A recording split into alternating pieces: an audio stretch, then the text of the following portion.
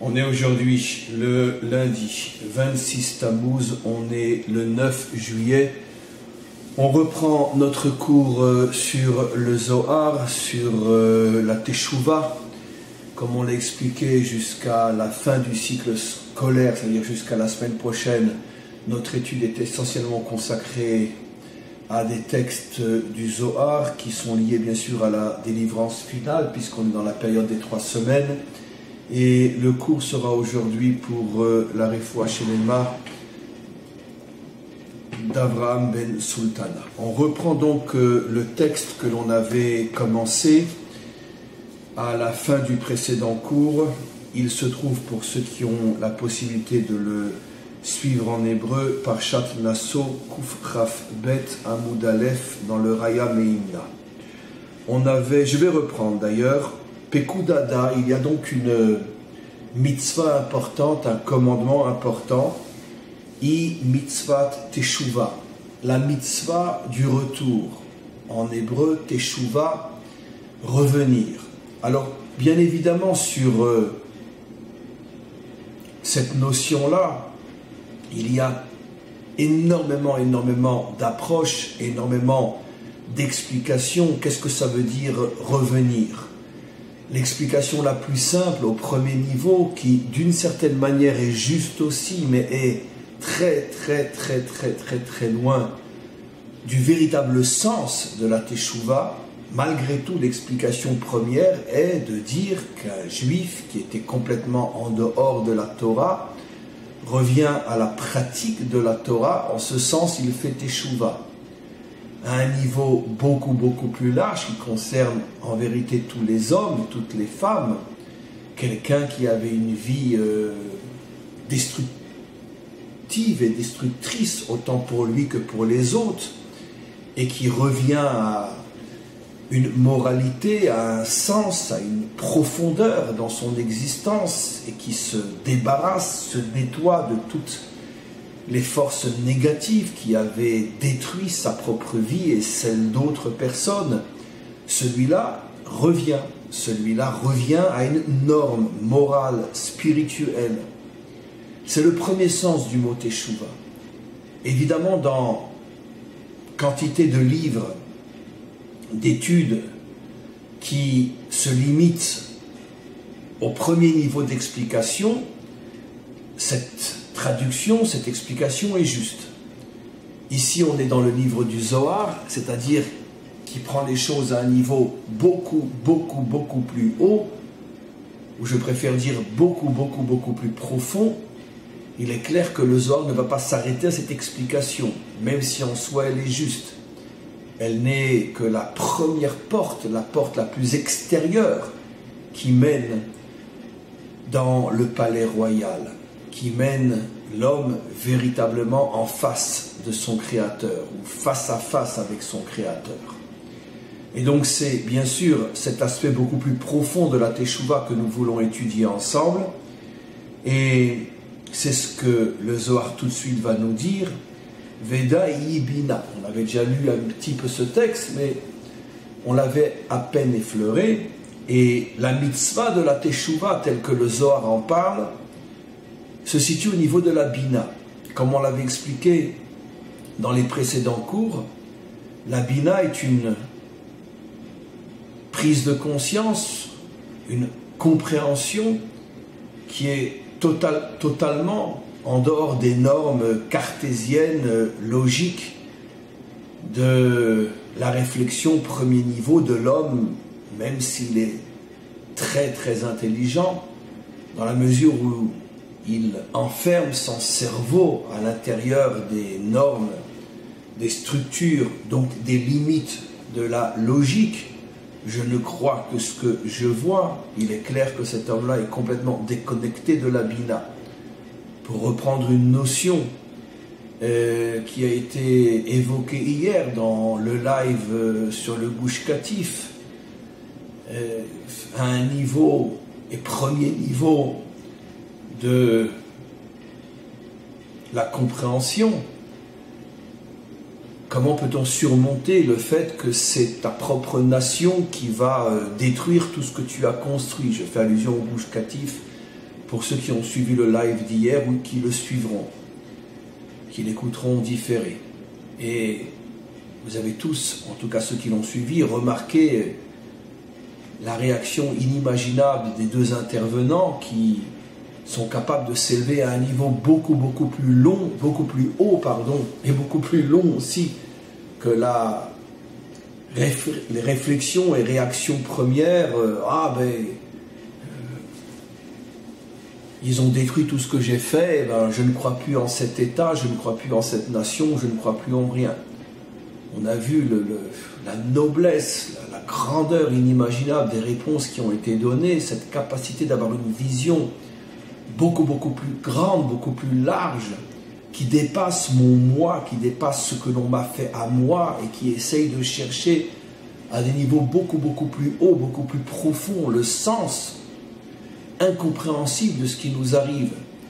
Et même si on n'arrive pas à le comprendre, à le décrypter d'une manière qui est logique, acceptable, malgré tout, cette capacité de s'élever au-dessus de l'intelligence première nous permet de nous connecter à un ressenti, à une force qui fait que non seulement on ne tombe pas, mais on continue à s'élever, on continue à construire, à croire, à avoir confiance. C'est d'ailleurs la force qui a soutenu le peuple juif durant toute l'histoire.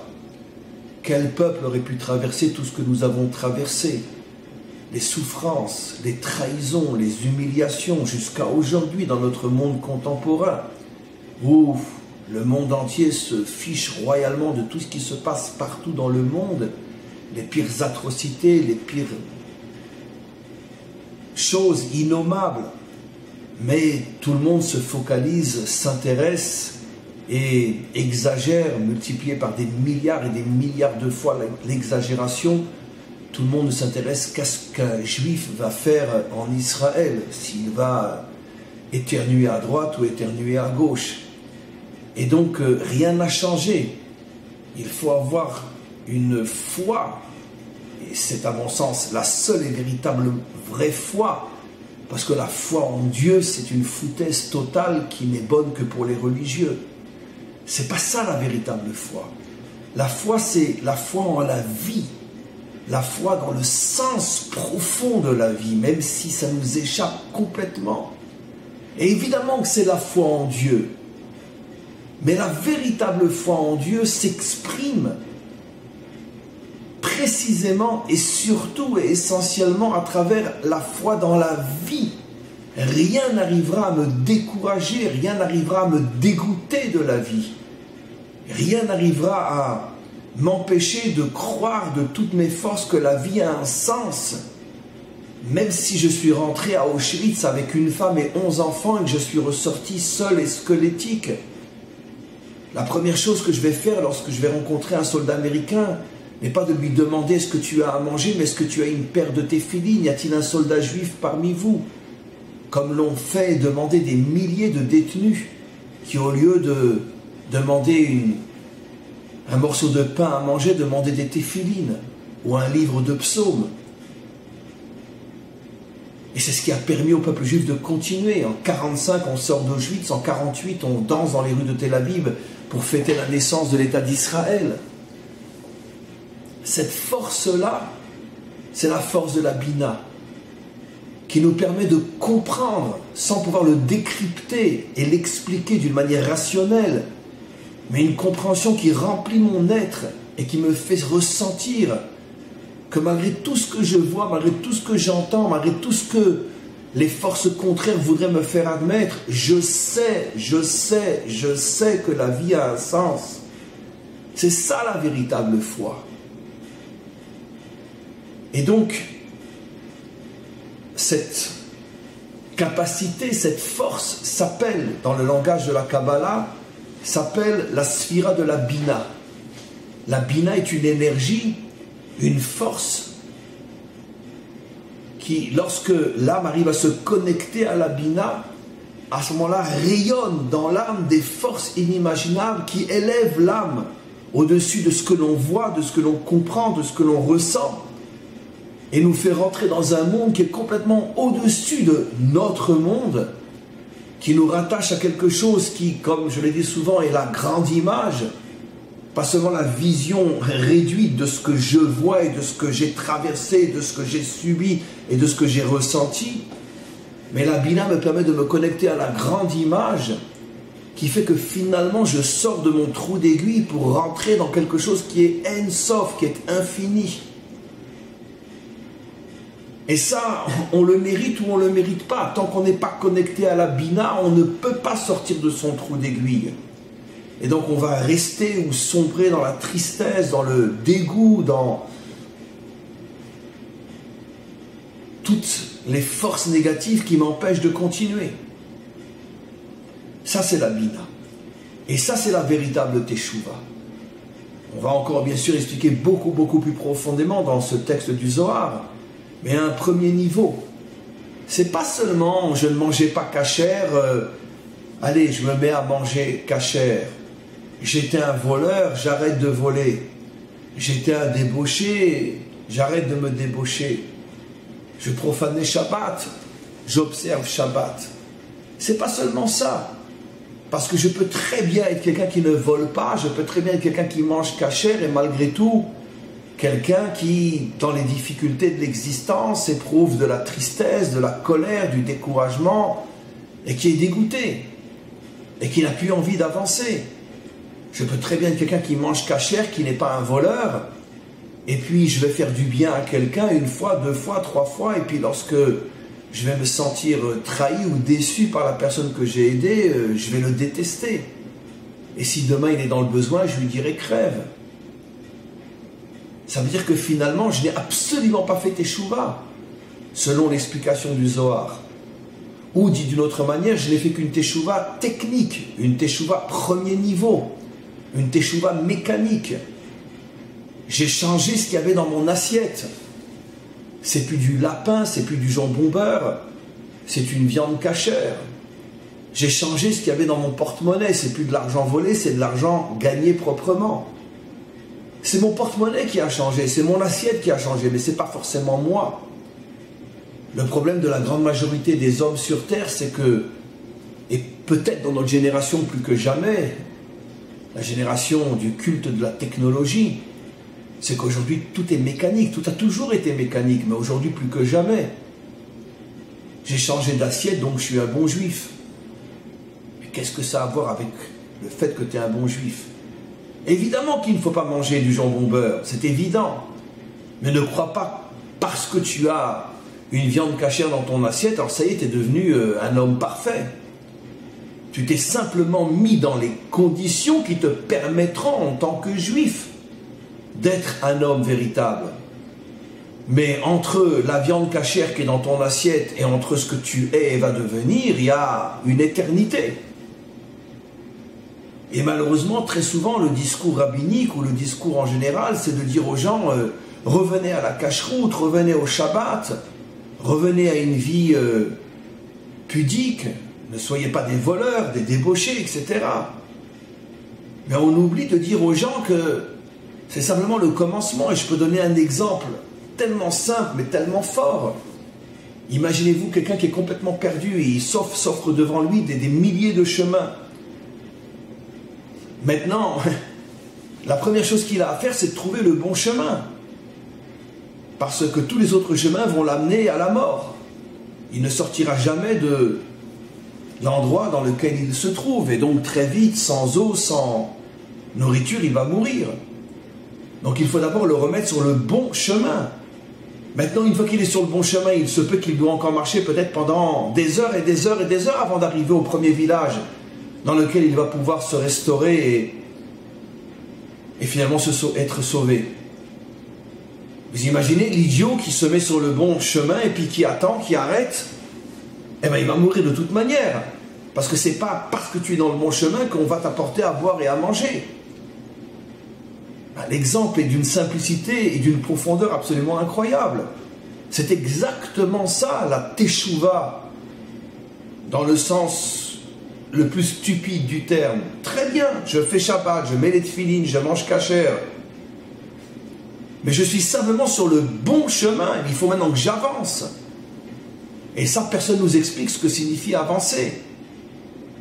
Ou alors on va nous dire, bon, augmente ton niveau de cache-route. Tu as commencé à un niveau de cache-route, premier niveau, augmente. Encore une fois, on s'intéresse à l'assiette, mais pas à l'homme. Alors encore une fois, ne faites pas exprès de mal comprendre ce que je dis. Évidemment que changer d'assiette, c'est se mettre sur le bon chemin. Mais rappelez-vous mon exemple, si tu n'avances pas, de toute manière, tu crèveras comme les autres. Tu seras simplement un juif mort avec une viande cachée dans la bouche, au lieu d'être un juif mort avec un jambon beurre dans la bouche. Mais dans les deux cas, c'est un juif mort. Donc il faut avancer. Et l'avancée, c'est un travail profond, intérieur. Arriver à se connecter à la Bina, à cette vision En-Sof, à cette vision infinie du monde, de l'existence. D'être complètement au-dessus de toutes les petites mesquineries de la vie. Il m'a fait, il m'a pas fait, il m'a dit, il m'a critiqué, etc. Un homme de la Bina est un homme qui n'entend même pas ce qu'on dit de lui. Ni dans le bien, ni dans le mal. Un homme de Bina est un homme qui n'arrive même pas à ressentir l'épreuve, tellement il la vit d'une manière naturelle. Rappelez-vous ce que cette femme nous a dit hier, ce que le Rav Kling nous a dit hier. Face au danger, surtout les dernières années avant l'expulsion, plus de 5000 mortiers sont tombés dans les cours, dans les maisons, dans les écoles. Ils vivaient au jour le jour, avec un danger de recevoir un mortier sur la tête. Ne parlons pas des attentats sur les routes, des familles entières décimées. Et qu'est-ce que nous a dit cette femme? Et tout le monde a senti que c'était dit avec un tel naturel. On ne ressentait pas le danger.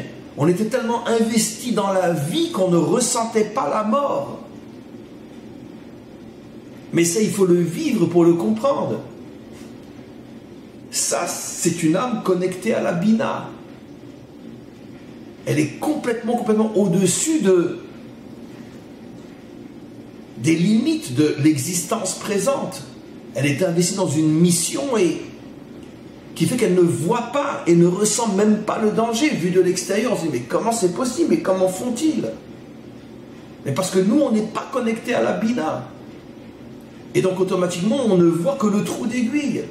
Et on s'enfuit en hurlant.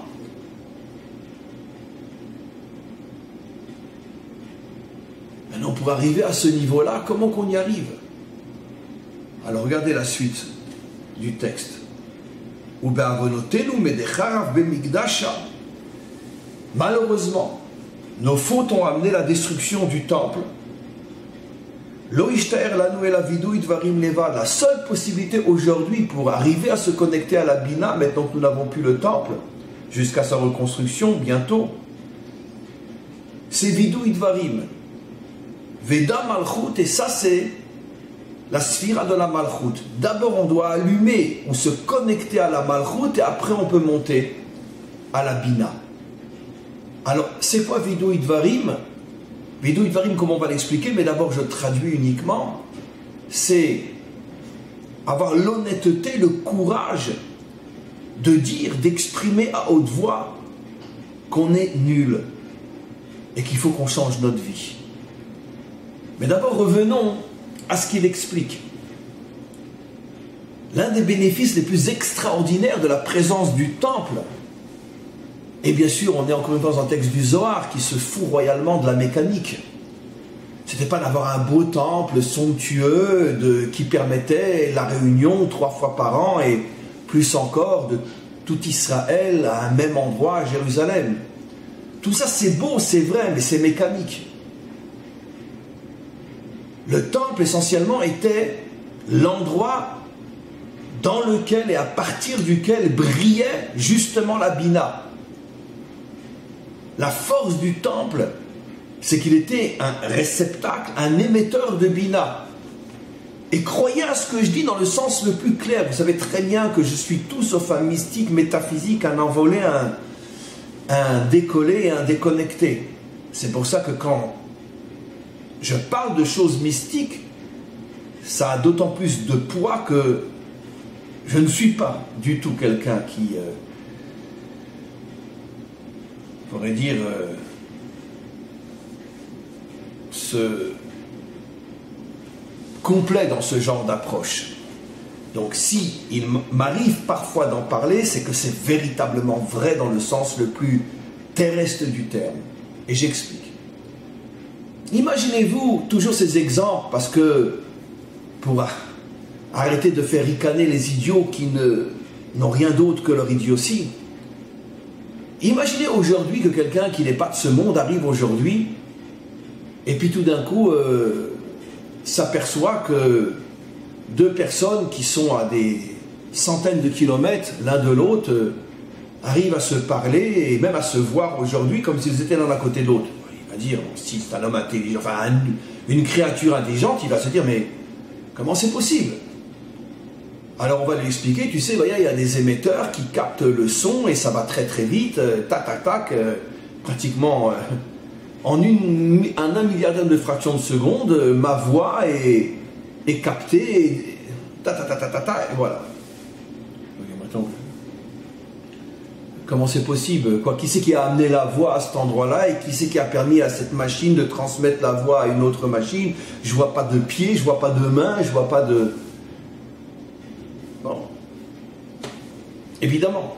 La vérité, c'est que moi, je ne saurais pas lui expliquer. C'est pas mon domaine. Mais bon, on amènera un ingénieur qui lui expliquera comment ça fonctionne.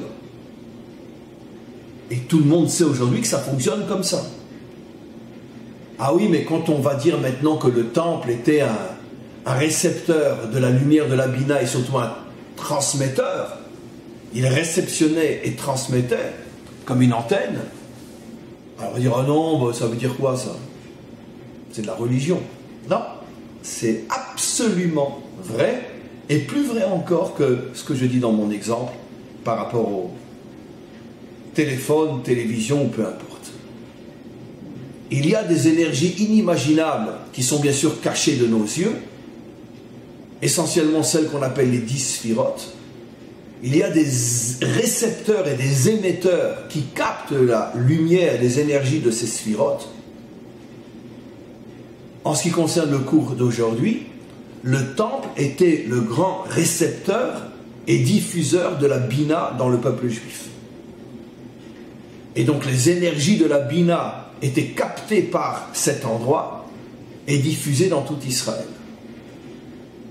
Ce qui faisait que pendant toute la période de la construction des deux temples, je rajoute, parce que la précision est très importante, pendant toute la période des deux temples où le peuple juif était malgré tout méritant, parce que comme nous disent nos maîtres, à partir du moment où le peuple juif n'était plus à la hauteur, le temple n'était plus que une maison de pierre, mais son âme l'avait quitté bien avant la destruction.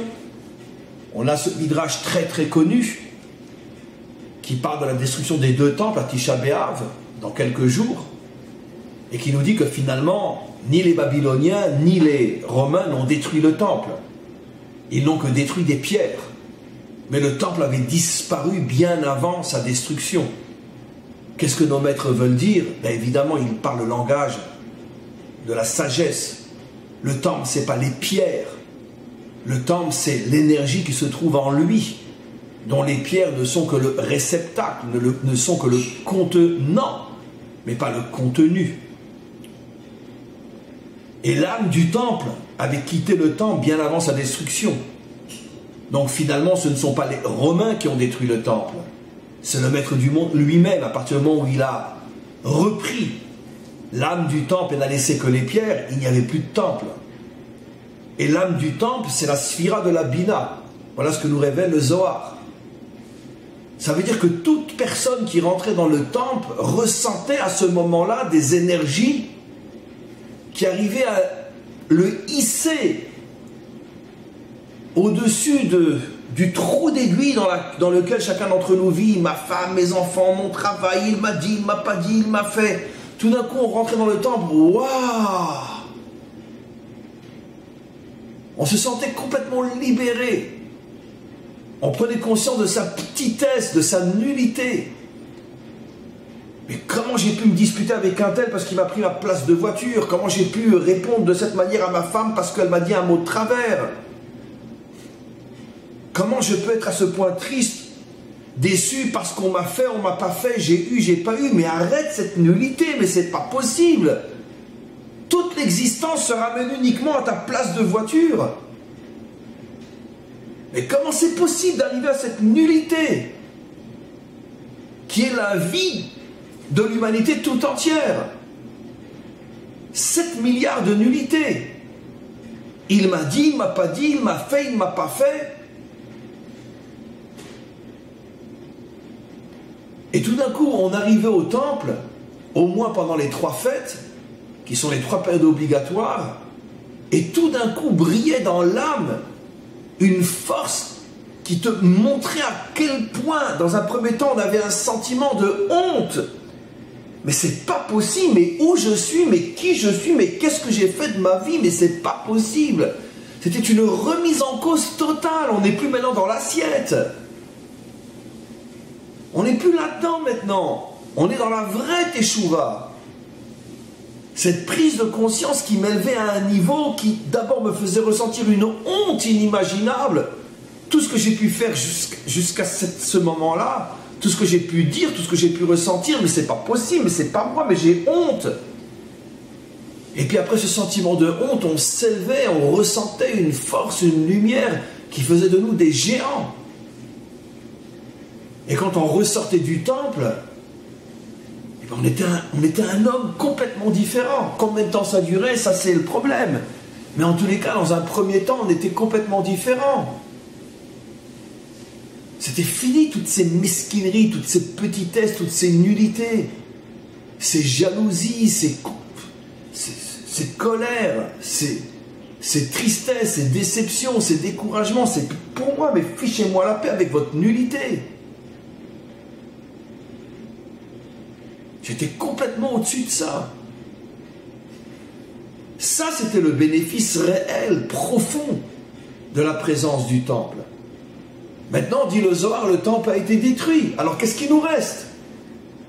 La malchoute, la royauté. Vidou idvarim, fais-le avec ta bouche. Et là, je m'arrête un petit moment pour expliquer, on ne va pas aller plus loin aujourd'hui. Je vais expliquer plus loin dans le texte et après, on passera à des questions s'il y en a. Alors, quel est le lien entre Vidou Dvarim et Malchut? Alors, Vidou Dvarim, c'est exactement ce que je viens d'expliquer. Où tout d'un coup, un homme exprime par la bouche devant Hachem. Il exprime clairement, parce qu'il prend clairement conscience de sa nullité, il l'exprime. L'exprimer est très important, ça donne une réalité, ça donne une force au ressenti. Le fait de le dire, comme dans la prière, on ne prie pas uniquement avec sa tête, on prie avec sa bouche, comme on le sait.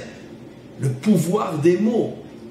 Exprimer une chose donne une force, donne une réalité au sentiment, au ressenti. Donc le Vidou Dvarim, cette prise de conscience de sa nullité, cette honte de se dire mais c'est pas possible, mais arrête de te plaindre, arrête. Mais le problème c'est comment qu'on y arrive, puisque le Zohar vient de dire lui-même qu'à l'époque du temple on y arrivait justement parce qu'il y avait le temple. Alors aujourd'hui comment qu'on y arrive? La réponse du Zohar est bouleversante. Malchut, connecte-toi à la Malchut. Alors, le mot Malchut est un langage biblique, traduit dans notre langage à nous. Ah, mais c'est tout ce qu'on a entendu hier, et c'est providentiel, croyez-moi, je le dis déjà depuis des années, c'est absolument incroyable comment le maître du monde dirige nos cours. Quel rapport entre le cours d'aujourd'hui et le live hier du Gush Katif?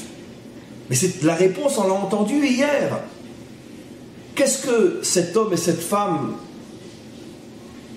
dont on ne peut même pas mesurer la grandeur, qu'est-ce qu'ils nous ont expliqué? C'est que dans le Gush Katif, ils avaient le sentiment extrêmement fort de faire partie de la nation, de vivre et d'agir pour le peuple tout entier, d'avoir une mission, d'avoir un rôle. Ils ne vivaient plus pour eux-mêmes, ils étaient sortis, comme l'a dit le Rav Klim à plusieurs reprises.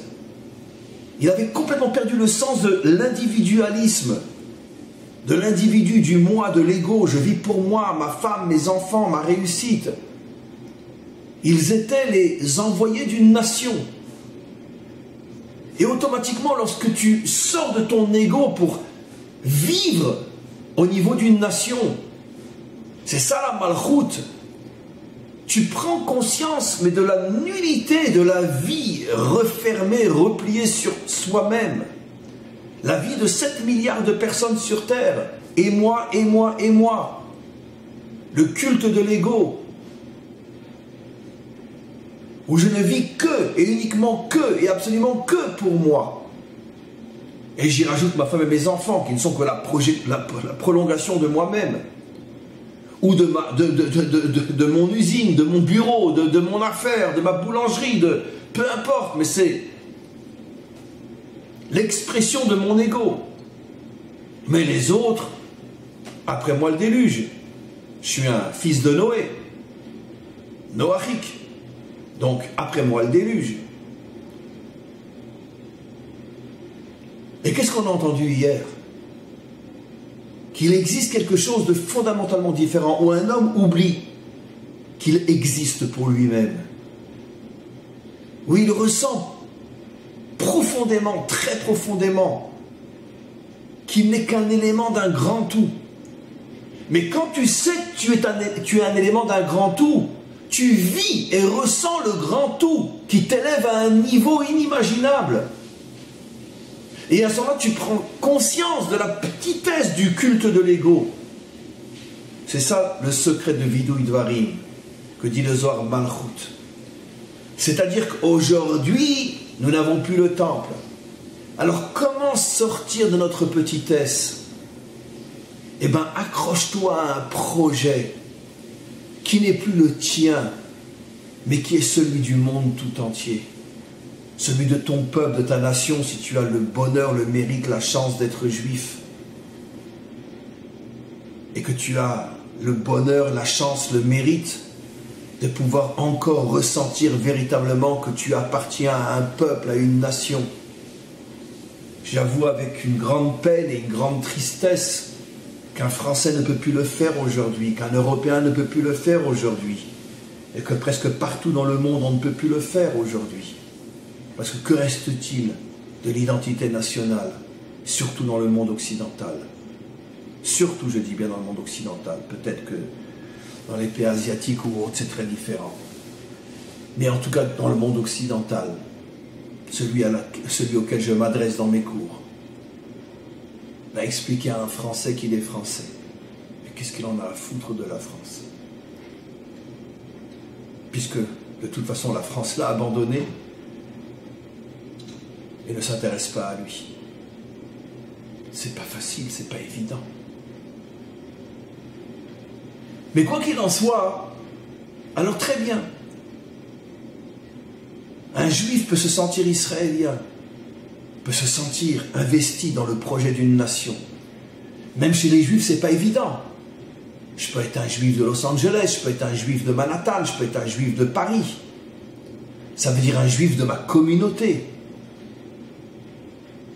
Mais aucun lien avec la nation, aucun lien avec le peuple. Ce juif-là ne peut en aucun cas faire teshuva tel qu'on l'explique dans le Zohar, puisque où est ta malchoute? Où est ta royauté? Où est ton adhésion? Où est ta connexion au peuple, à la nation? Qui, comme on le sait, la traduction moderne du mot malchoute signifie nation. Il n'y a pas de royauté, il n'y a pas de roi au niveau d'un individu, d'une famille, d'une communauté. Il faut un peuple, il faut une nation. Donc même le juif a ce problème. Bon comme un juif, heureux comme un juif en exil, tant qu'on t'y laisse. Donc ne parle pas de teshuva. Tu peux avoir un grand chapeau sur la tête, une très grande barbe, enseigner, donner des cours, donner des conférences, mais si tu vis à Paris, tu n'as jamais fait teshuva de ta vie. Moi aussi, jusqu'à l'âge de 35 ans, je n'avais pas fait teshuva. Bien que sur le papier, j'ai fait teshuva à l'âge de 16 ans. Mais il m'a fallu des années pour comprendre que ce n'était pas ça la teshuva. J'ai fait Teshuva à 35 ans lorsque je suis arrivé en Israël. Là, j'ai fait Teshuva.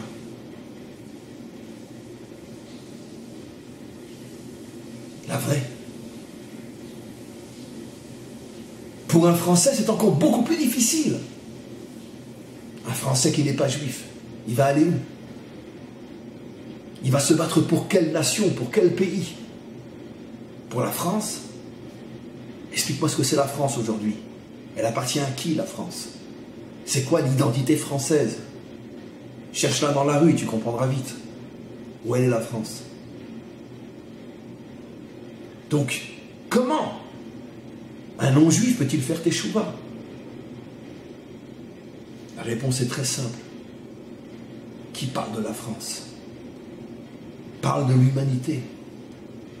Parle du projet adamique. Parle de reconstruire l'identité adamique.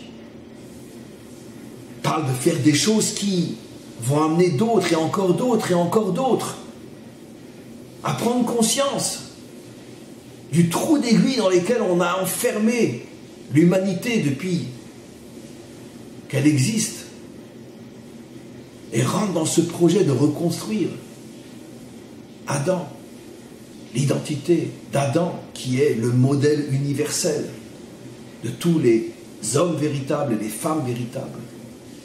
Donc toi aussi, non-juif, tu as la possibilité de faire Teshuva, de t'accrocher à la malchoute, de sortir de ton petit ego, de ton petit et moi, et moi, et moi,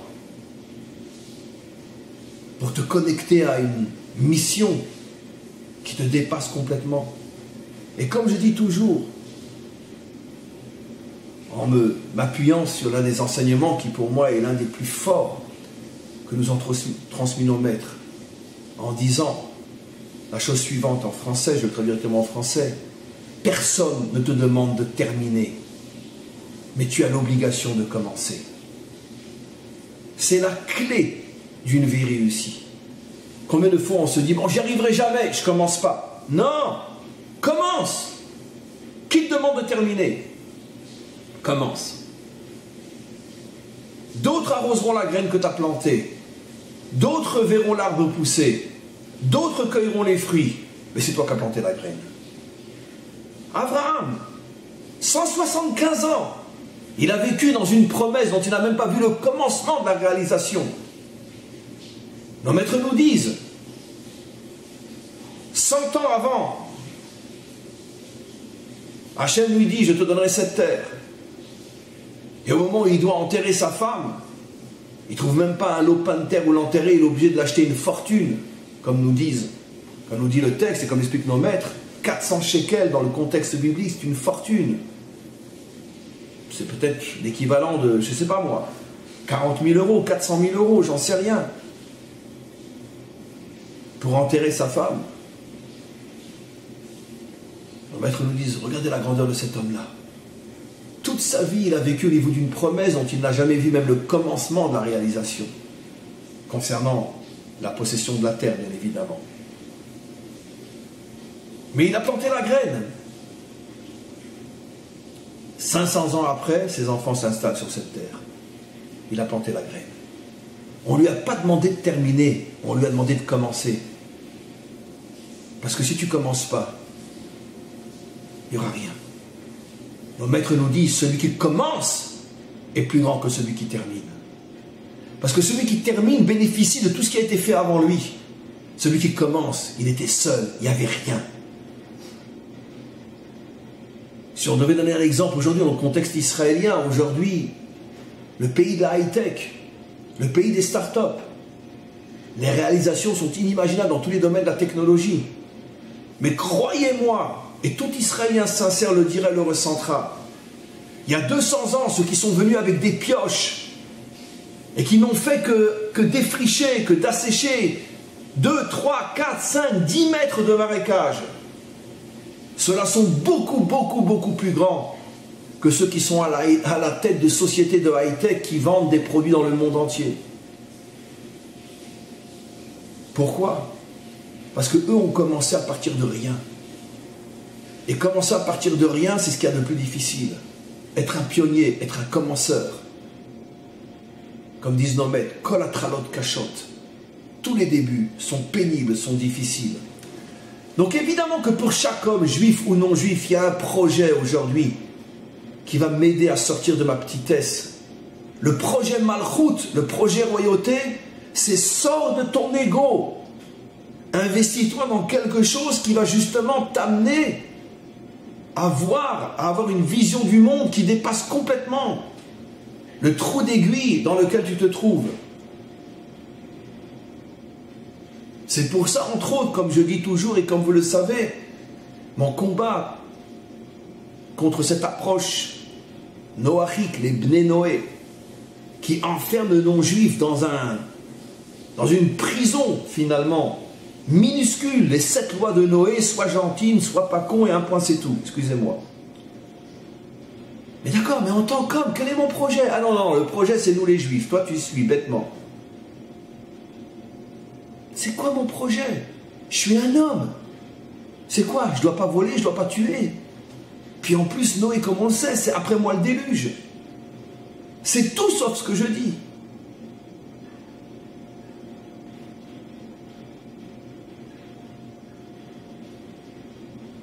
Et donc ici, le Zohar nous explique d'une manière claire, tant que tu ne t'intéresses qu'à ta propre construction, même si tu parles et tu crois sincèrement en une construction morale et spirituelle, je veux être mieux, je veux être gentil, je veux être quelqu'un de bien, je veux, dans le langage du judaïsme, je veux me rapprocher de la Torah, je veux manger kasher, je veux observer Shabbat. Eh bien, ton je veux, c'est tout sauf de la teshuva. La teshuva commence à partir du moment où l'homme prend conscience que son devoir, que sa responsabilité, c'est face au monde.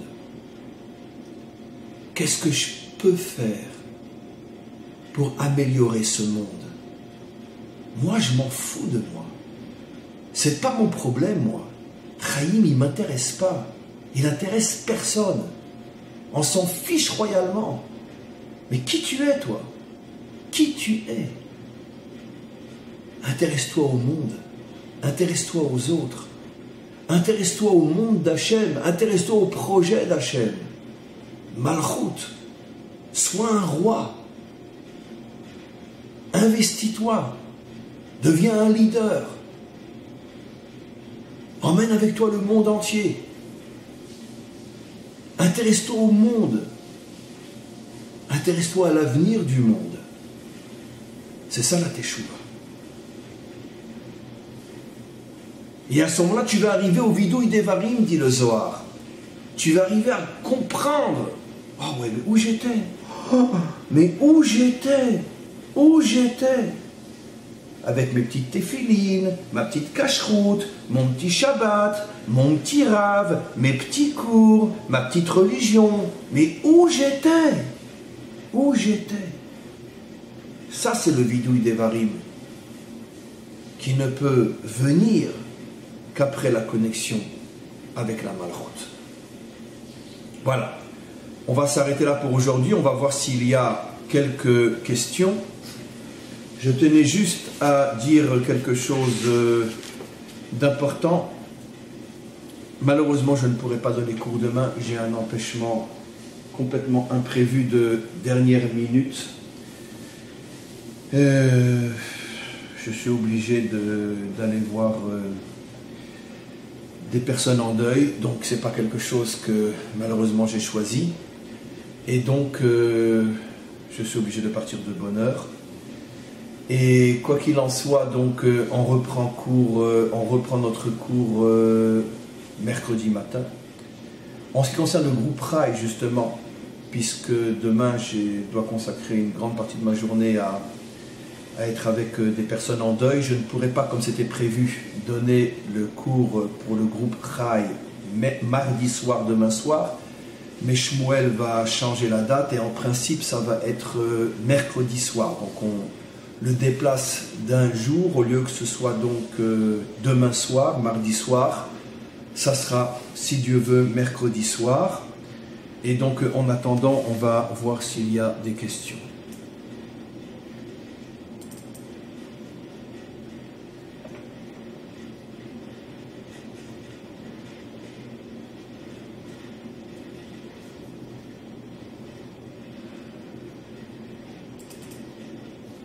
Un petit peu de patience.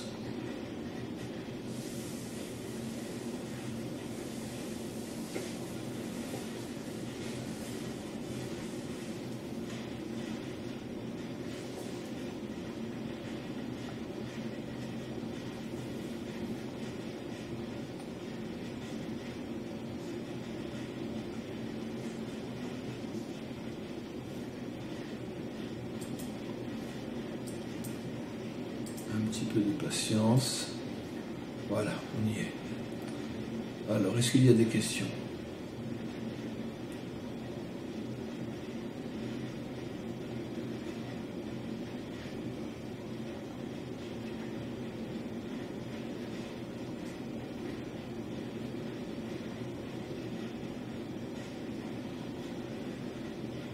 Non, pour l'instant, il n'y en a pas.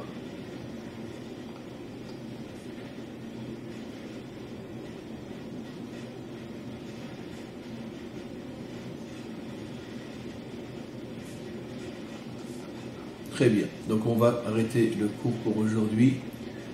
À tous et à toutes, une très très bonne journée.